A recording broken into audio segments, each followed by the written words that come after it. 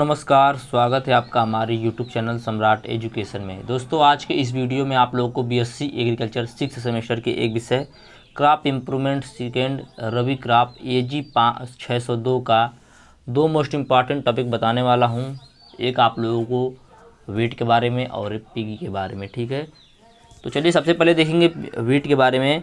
तो वीट का botanical name क्या होता है, इसको देखेंगे।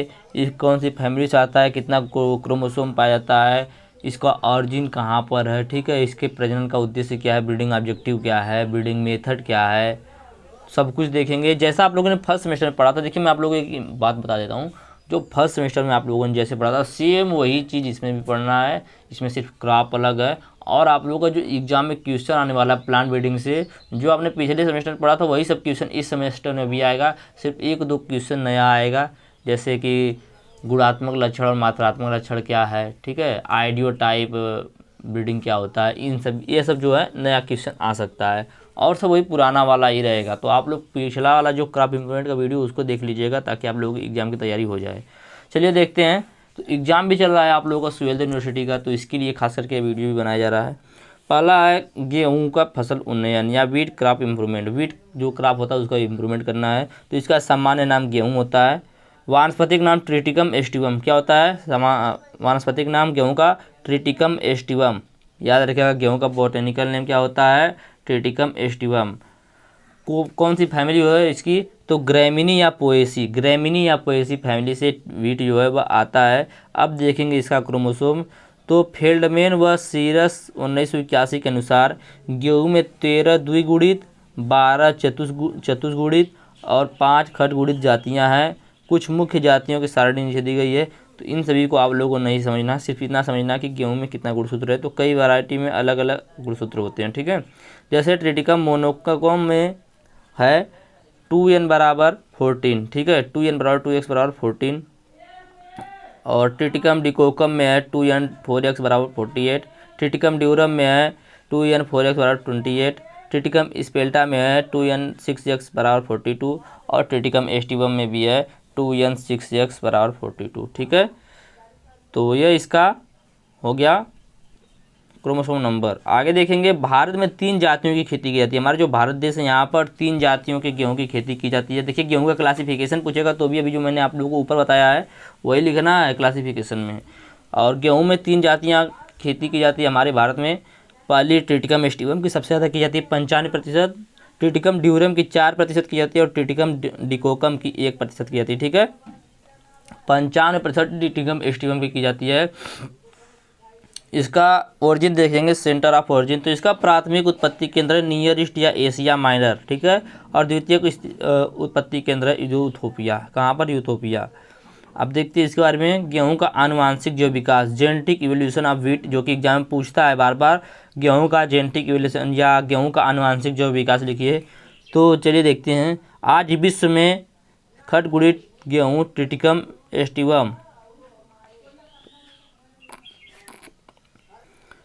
एस्टिवम की सबसे अधिक खेती की जाती है। इसमें कृत्रिम रूप से दूरस्थ संकरण के द्वारा विकसित किया गया था। ठीक है, ये जो ट्रिटिकम एस्टिवम वैरायटी है, इसको दूरस्थ संकरण डिस्टेंस हाइब्रिडाइजेशन द्वारा विकसित किया गया था। इसके लिए 2 चरणों का उपयोग किया गया था, जिसमें पहला चरण है, सबसे पहले जो द्विगुणित गेहूँ है ट्रिटिकम मोनोकोकम। ठीक है, ट्रिटिकम मोनोकोकम गेहूँ जो है उसका क्रॉस द्विगुणित जाति एगिलोप्स स्पेलोटाइड से कराया गया। ठीक है, सबसे पहले जो द्विगुणित गेहूं ट्रिटिकम मोनोकोकम, इसका कैसे से कराया गया? एगिलोप्स स्पेल्टोडाइड से। ठीक है, जिसके फलस्वरूप चतुष्गुणित गेहूं ट्रिटिकम डिकोकम उत्पन्न होता है। उसके बाद क्या होता है, जब इन दोनों का क्रॉस कराया जाता है तो ट्रिटिकम डिकोकम प्राप्त होता है। अब इस चतुष्गुणित गेहूं ट्रिटिकम डिकोकम का क्रॉस राई स्केल सीरियल्स कराया जाता है। ठीक है, उससे प्राप्त होता है खटगुणित गेहूं ट्रिटिकम एस्टिवम। तो यह था गेहूं के बारे में, इसका विकास कैसे हुआ, इवोल्यूशन के बारे में। आगे चलिए देखते हैं। अब देखेंगे पॉलिनेशन, परागण। तो गेहूं में वायु के द्वारा परागण होता है, इसलिए इसे मुक्त दोली पराग कोष पाया जाता है। ठीक है, गेहूं जो होता है उसमें वायवीय परागण होता है, इसलिए इसमें मुक्त दोली पराग कोष पाया जाता है। गेहूं एक स्वपरागित फसल होती है। ठीक है, गेहूं जो होता है एक सेल्फ पॉलिनेटेड क्रॉप है। इसमें 1% से भी कम पर परागण पाया जाता है। गेहूं में 1% से भी कम पर परागण पाया जाता है, परंतु कभी कभी 3 से 5% तक परागण हो सकता है।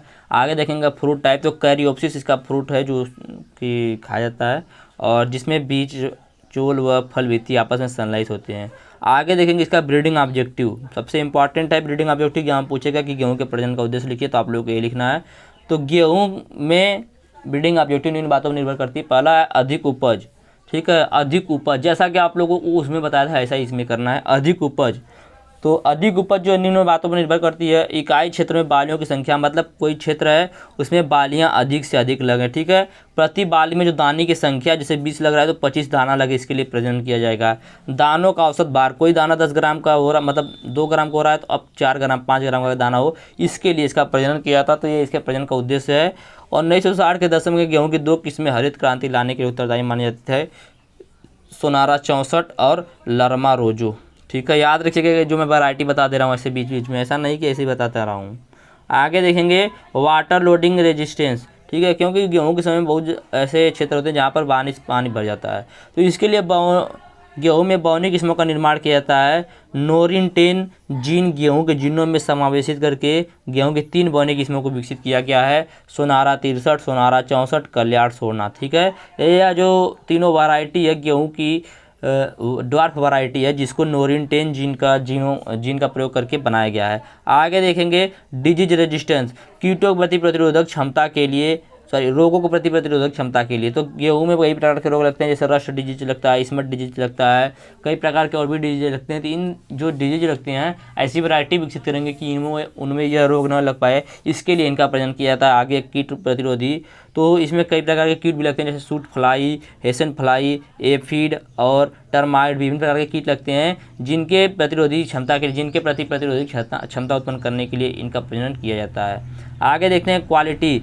गुणवत्ता में सुधार के लिए। तो गेहूँ में गुणवत्ता निम्न कारकों पर निर्भर करता है। गेहूँ का रंग जो है वह अच्छा देखने में होना चाहिए, दाने की कठोरता अच्छी होनी चाहिए, दानों का आकार अच्छा होना चाहिए, प्रोटीन की मात्रा अधिक पाई जानी चाहिए, गेहूँ में ग्लूटीन की मात्रा अधिक पाई जानी चाहिए, प्रोटीन की गुणवत्ता अच्छी होनी चाहिए, गूंथे हुए आटे की गुणवत्ता भी अच्छी होनी चाहिए। ग्लूटीन उच्च मात्रा रोटी बनाने के लिए अच्छी होती है, इसलिए ज़्यादातर लोग ग्लूटीन वाले आटा को पसंद करते हैं। गेहूँ के प्रोटीन में लाइसिन एमिनो अम्ल की कमी होती है। गेहूँ का जो प्रोटीन होता है उसमें लाइसिन एमिनो अम्ल की कमी होती है।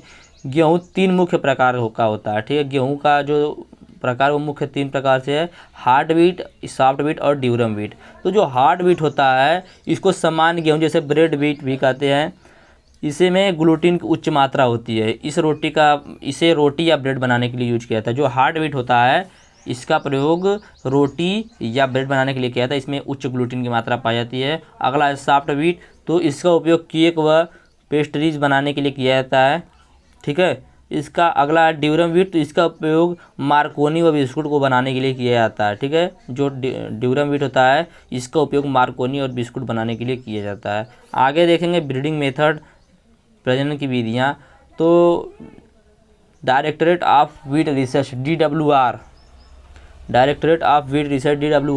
करनाल हरियाणा में एक प्रोजेक्ट चल रहा है, all India coordinated wheat and barley improvement project. याद रखिएगा, एक नंबर पूछ सकता है AICWBIP क्या है, all India coordinated wheat and barley improvement project, ठीक है। इनके द्वारा गेहूं में 4 मुख्य प्रजनन विधियों का उपयोग किया जाता है। पहला इंट्रोडक्शन का, दूसरा प्योरलाइन सिलेक्शन का, तीसरा हाइब्रिडाइजेशन का, चौथा म्यूटेशन ब्रीडिंग का, और अगला 4 प्रकार के, ये 4 प्रकार हो गए, ठीक है। ये 4 प्रकार के ब्रीडिंग मेथड का यूज किया जाता है कहाँ पर, AICWBIP all India coordinated wheat and barley research crop improvement में इन चारों प्रजनन के विधियों को यूज किया जाता है। तो इन चारों के बारे में देखेंगे, जिसमें पहला है प्राथमिक पूर्वस्थापन या प्लांट इंट्रोडक्शन। प्लांट इंट्रोडक्शन क्या होता है समझ लीजिए, एक नंबर में या 5 नंबर में ये आ सकता है प्लांट इंट्रोडक्शन।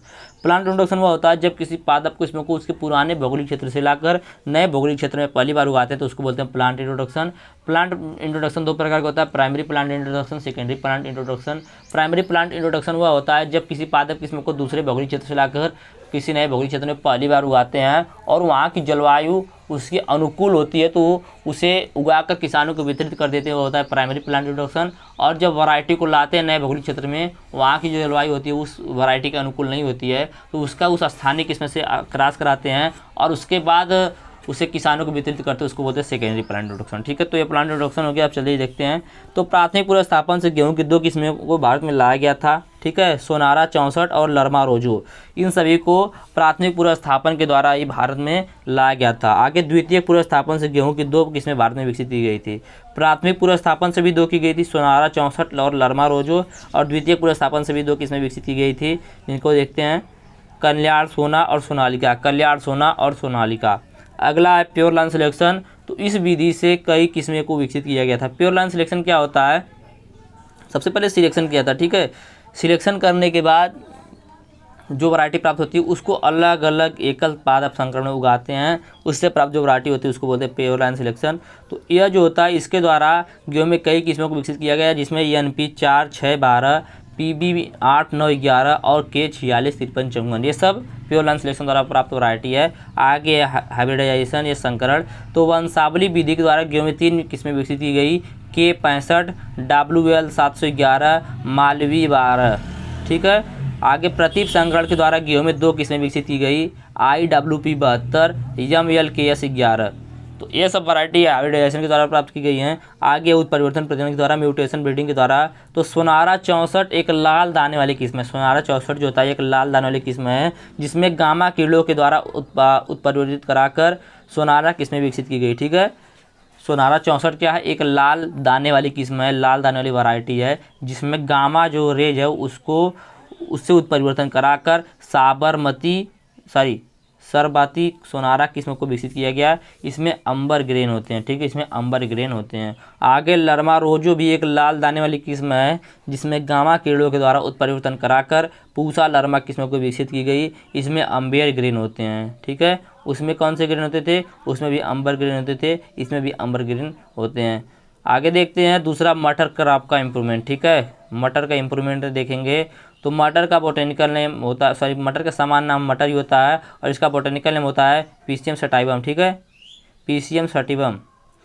इसकी फैमिली होती है लेग्यूमिनेसी या फैबेसी।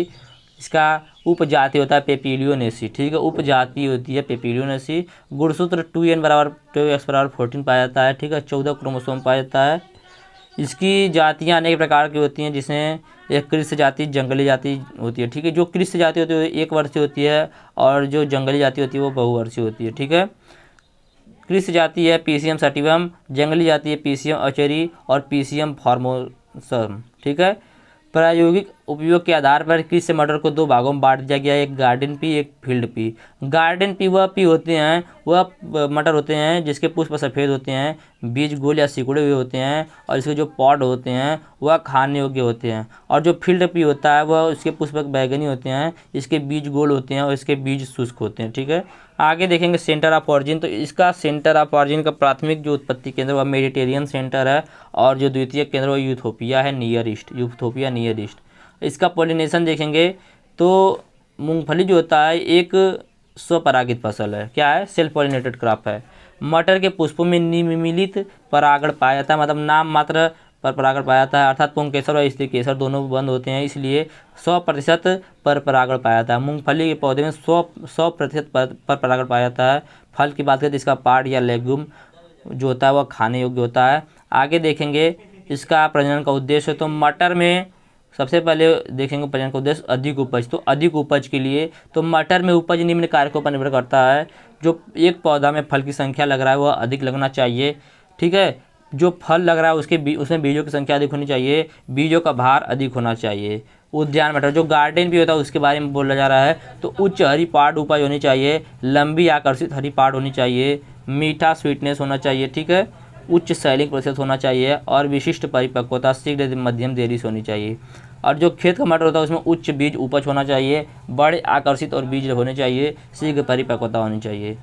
इसके लिए सैटरिंग रेसिस्टेंस भी होना चाहिए। और आगे देखेंगे मैच्योरिटी। तो देश के गर्म क्षेत्रों के लिए शीघ्र 100 से 120 दिन में पकने वाली किस्मों का विकास करने का एक उद्देश्य रहना चाहिए। देश के ठंडे क्षेत्रों के लिए देरी से 150 से 160 दिन में पकने वाली किस्मों का वैरायटी तैयार करनी चाहिए। इसके लिए क्वालिटी देखेंगे तो दानों का अमाप, रंग, सतह के विलक्षण, पकाव, गुणवत्ता आदि लक्षण मटर में गुणवत्ता के महत्वपूर्ण घटक होते हैं। गोल, सफ़ेद व बड़े दाने अधिक पसंद किए जाते हैं मटर के। दानों के प्रोटीन अंश में सुधार होना चाहिए। प्रोटीन में मेथियोनिन व सिस्टीन अंश में सुधार होना चाहिए। दानों के टैटिन अंश में कमी की जानी चाहिए, यदि हो सके तो टैनिन को समाप्त किया जाना चाहिए। आगे देखेंगे अनुक्रियाशीलता रिस्पॉन्सिवनेस। तो मटर की किस्में उर्वरकों व सिंचाई के प्रति अनुक्रियाशील होनी चाहिए। मटर की जो भी वैरायटी है वह सिंचाई और उर्वरक के प्रति अनुक्रियाशील होनी चाहिए। आगे देखेंगे उच्च संलवन सूचकांक हाई हार्वेस्ट इंडेक्स। तो फसल की आर्थिक उपज व जैविक उपज के प्रतिशत अनुपात को संलवन सूचकांक या हाई हार्वेस्ट इंडेक्स बोलते हैं। इसके लिए आर्थिक उपज फसल के उपयोगी भागों अर्थात दानों का शुष्क भार अधिक आर्थिक उपज कहलाता है। जैविक उपज फसल की जमीन से ऊपर के सभी भागों को शुष्क भार या जैविक उपज बोलते हैं। और पाला प्रतिरोधी वैरायटी को तैयार करना चाहिए, सूखा सहिष्णुता वैरायटी को प्राप्त करनी चाहिए, रोग रोधिता वैरायटी को प्राप्त करनी चाहिए। ठीक है, जिसमें downy mildew, powdery mildew, rust, wilt, pea mosaic अन्य प्रकार के रोग लगते हैं। तो ऐसी वैरायटी तैयार करनी चाहिए जो इन रोगों के प्रति प्रतिरोधी हो, मतलब यह रोग इन वैरायटी में न लग पाए। कीट के प्रति प्रतिरोधक क्षमता रखनी चाहिए, जिसमें leaf miner, semi looper, aphid, pod borer, P stem fly आदि कीट लगते हैं। इन सभी कीटों के प्रति प्रतिरोधक क्षमता उत्पन्न करना चाहिए। आगे देखेंगे प्रजनन की विधियाँ। तो इसके प्रजनन की भी कुल 4 विधि देखेंगे, जिसमें पहला है इंट्रोडक्शन, जिससे अर्ली बडगर, आर्कल, बोनविले ये वैरायटी प्राप्त की गई। दूसरा है प्योलन सिलेक्शन, तो इसे T163 वैरायटी प्राप्त की गई। इसे उत्तर प्रदेश के बुलंदशहर जिले से संग्रहित एक देसी किस्म में शुद्ध वंशक्रम वर्ण द्वारा विकसित किया गया। यह सफ़ेद बड़ोद आने वाली तथा उच्च उपज देने वाली किस्म है। और BR2 जो है वह अभी प्योलन सिलेक्शन द्वारा प्राप्त किया गया है। नंबर 23 और 24 जो महाराष्ट्र में प्राप्त किया गया, यह भी प्योलन सिलेक्शन द्वारा प्राप्त वैरायटी है। B22 जो कि वीट बंगाल है। और हरभजन RP3 किन्नौरी जो कि हिमाचल प्रदेश से प्राप्त किया गया। यह सब वैरायटियाँ जो है प्योलन सिलेक्शन द्वारा प्राप्त हैं। आगे देखेंगे म्यूटेशन ब्रीडिंग। तो हैंस यह स्वीडन से पूर्व स्थापित एक जनन द्रव्य लाइन का उत्परिवर्ती है। इसे 1979 में विमोचित किया गया। इसमें निम्न लक्षण होते हैं, यह शीघ्र पकने वाली होती है और सुपीरियर प्लांट टाइप होता है इसका। ठीक है, आगे देखेंगे इंटरवेराइटल हाइब्रिडाइजेशन। तो रचना इसे T163 व T10 के मध्य संकरण से प्राप्त किया गया। और आगे पंत P5, तो इसे T10 व T163 के मध्य व्युत्क्रम संकरण से प्राप्त किया गया, रेसिप्रोकल क्रॉस से प्राप्त किया गया। ठीक है, HUP5 DMR11 VL1 ये सब वैरायटियां हैं जो कि प्राप्त की गई हाइब्रिडाइजेशन से। ठीक है, सॉरी म्यूटेशन ब्रीडिंग से। आगे देखेंगे हाइब्रिडाइजेशन।